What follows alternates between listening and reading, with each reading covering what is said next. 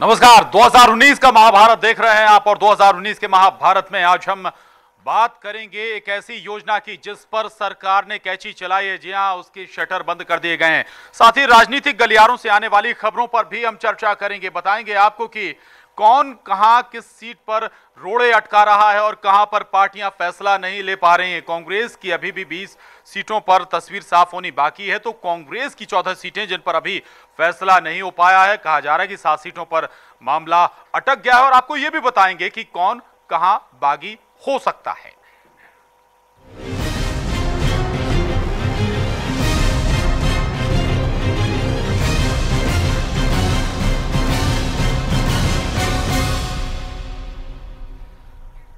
जहां उस योजना की बात जिस पर कैंची चलाई है कमलनाथ सरकार ने, दीनदयाल अंत्योदय उपचार योजना। इसके तहत गरीबों के लिए मुफ्त और रियायती दरों पर इलाज उपलब्ध कराया जाता था, लेकिन इस योजना से जुड़े तमाम रजिस्ट्रेशन रोक दिए गए हैं। प्रशासन को खबर कर दी गई कि अब इस योजना के तहत कोई भी रजिस्ट्रेशन ना कराया जाए। कहा यह जा रहा है कि सरकार के पास बजट की कमी है, फंड की कमी है और इसी के चलते इस योजना पर रोक लगाई गई है। लेकिन इसके पीछे की तस्वीर कुछ और है, पीछे की खबर कुछ और है, वो भी हम जानेंगे। अनुराग मेरे सहयोगी मेरे साथ हैं। अनुराग, सबसे पहले दीनदयाल अंत्योदय उपचार योजना को समझाइए। देखिए, दीनदयाल उपचार योजना बीजेपी सरकार ने शुरू की थी। योजना के तहत गरीबी रेखा के नीचे जीवन यापन करने वाले परिवारों को स्वास्थ्य सुविधाएं मुफ्त में देने की व्यवस्था की गई थी। इसके लिए न सिर्फ इलाज बल्कि उनको दवाएं भी मुफ्त देने की व्यवस्था की गई थी।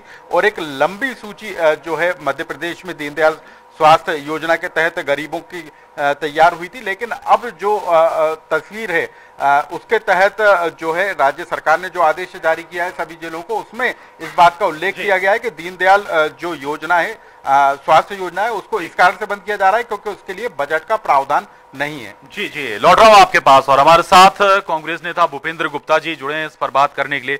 भूपेंद्र गुप्ता जी, योजना से दिक्कत थी या दीनदयाल शब्द से नाम से परेशानी थी?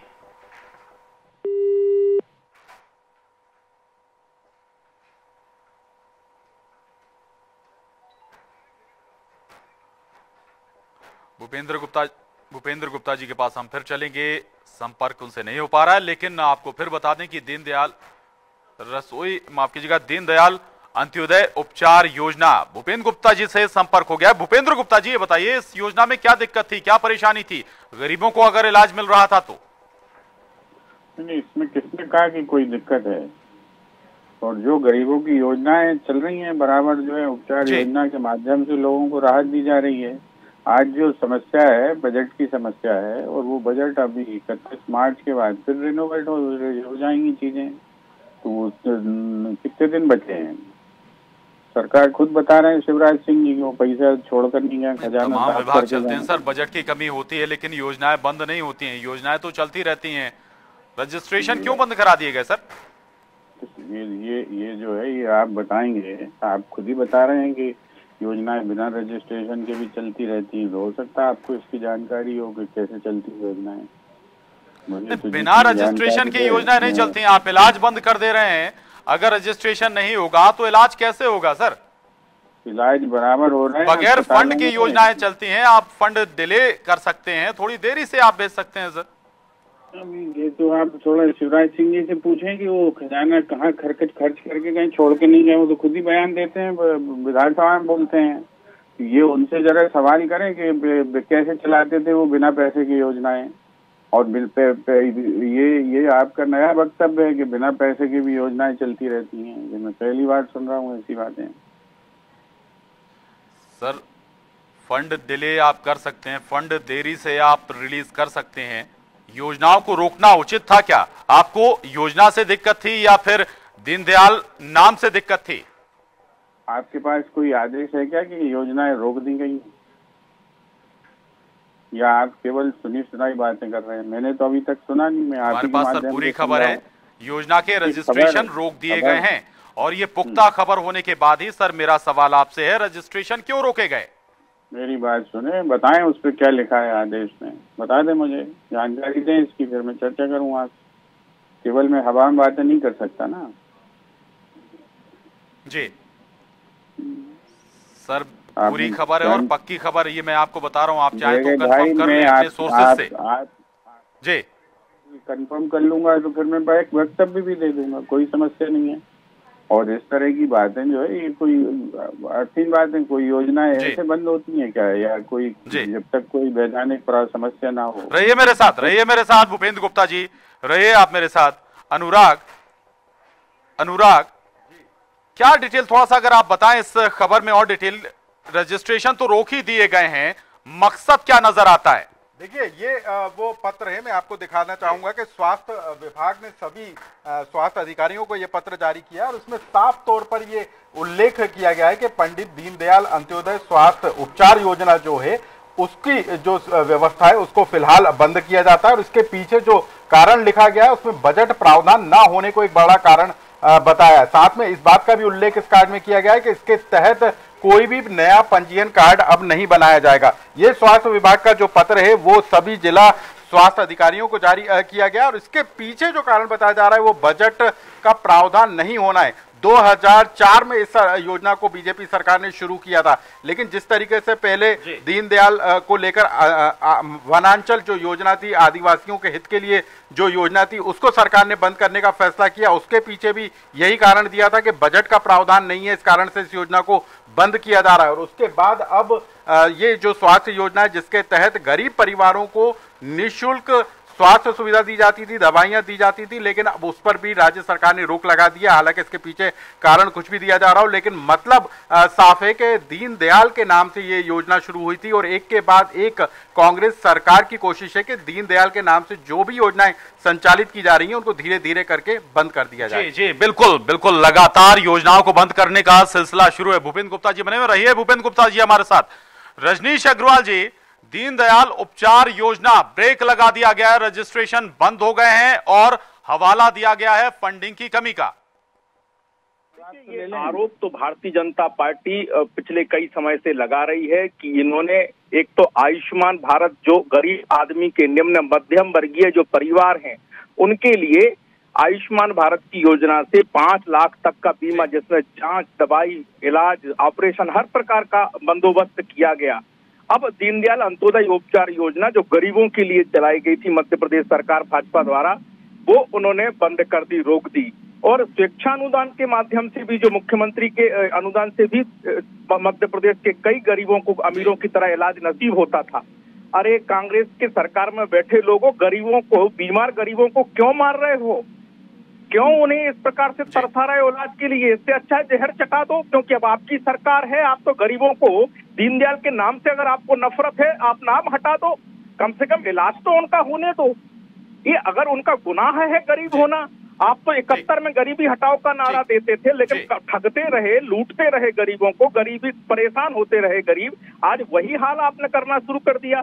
5 लाख तक के बीमा से आपको नफरत है। आयुष्मान भारत आपने दुर्लक्षित की मध्य प्रदेश में पड़ोसी सरकार। लगातार योजनाओं पर कैची जरूर चलाई जा रही है। दीनदयाल अंत्योदय उपचार योजना रोकी गई है। बहुत शुक्रिया हमसे बात करने के लिए रजनीश अग्रवाल जी, भूपेंद्र गुप्ता जी, आप दोनों का बहुत धन्यवाद, शुक्रिया। और इस वक्त की एक और अब खबर राजनीतिक गलियारों से जुड़ी हुई। आपको बता दें कि मध्य प्रदेश में कांग्रेस बीजेपी की अभी भी पूरी सूचियां जारी नहीं हुई हैं। कांग्रेस की जहां अभी भी 20 सूचियों पर, 20 नामों पर अभी भी मंथन जारी है, तो कांग्रेस बीजेपी 14 सीटों पर मंथन लगातार कर रही है। लेकिन 14 सीटों में 7 सीटें कहा जा रहा है कि अभी भी इन पर पेच फंसा हुआ है, आखिरी निर्णय पर बीजेपी नहीं पहुंच पा रहा है और यही 7 सीटें गले की हड्डी बीजेपी के लिए बनी हुई हैं।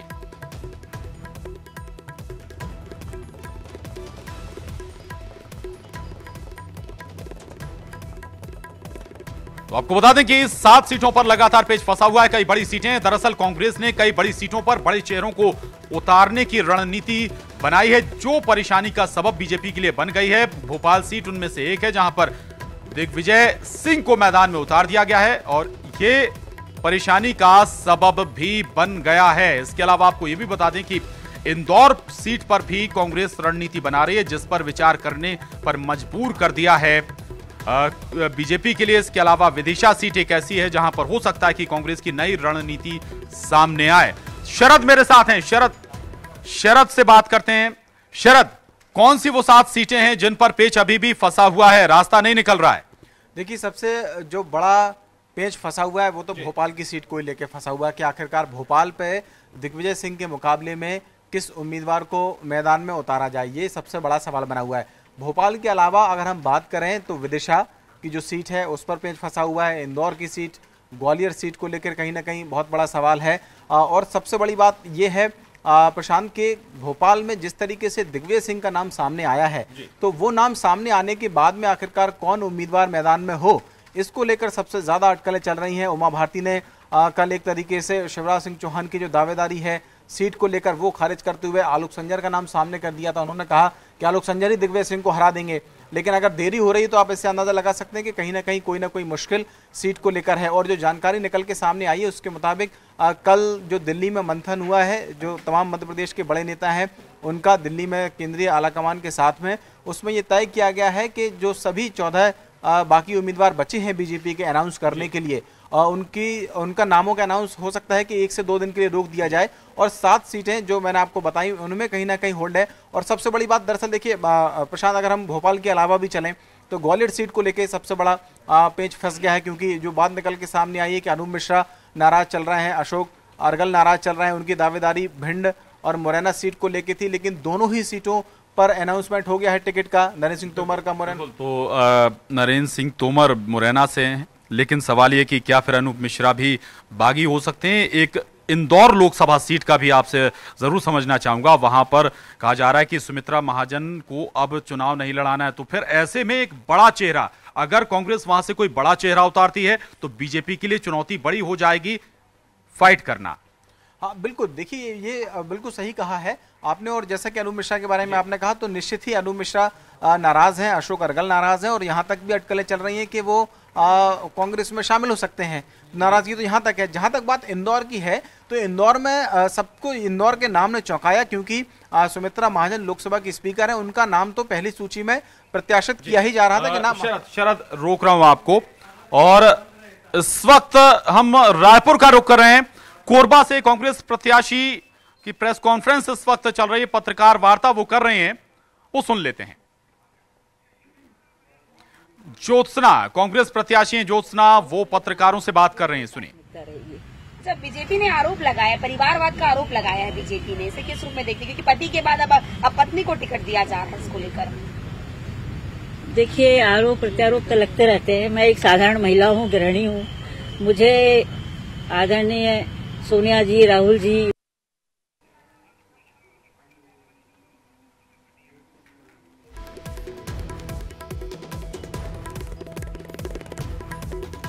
आपको बता दें कि कोरबा से कांग्रेस की प्रत्याशी हैं ज्योत्सना महंत, वो पत्रकार वार्ता कर रही थीं। और कोरबा लोकसभा प्रत्याशी हैं ज्योत्सना महंत, कांग्रेस की प्रत्याशी हैं। कांग्रेस ने उन्हें अपना उम्मीदवार बनाया है। दरअसल कांग्रेस के अंदर भी परेशानी इस वक्त बनी हुई है। अलग अलग प्रत्याशी, परेशानी उनके साथ भी ये है कि कई बार कार्यकर्ता उनके साथ खड़े नहीं हो रहे हैं, अंदर खाने भीतरघात भी चल रहा है। और अब आपको ये भी बता दें, अशोक अर्गल भिंड से टिकट मांग रहे थे बीजेपी से, लेकिन अब यहां पर तस्वीर बिगड़ गई है। अशोक अर्गल बीजेपी के बड़े नेता हैं, शहर के महापौर भी हैं, और माना यह जा रहा है कि वो पार्टी बदल सकते हैं, टिकट कांग्रेस से ले सकते हैं। लेकिन अभी तक ये चर्चा अधूरी है, रास्ते में ये चर्चा चल रही है। देखना होगा कि तस्वीर कहां तक बन पाती है। और लेकिन आपको ये भी बता दें, इसमें बात यह भी है कि कांग्रेस बहुत फूक फूक कर कदम रख रही है, चूंकि पिछली बार हुआ ऐसा था कि भागीरथ प्रसाद को कांग्रेस ने टिकट दिया था, लेकिन एन वक्त पर भागीरथ प्रसाद ने पार्टी बदल दी थी और बीजेपी से टिकट ले लिया था।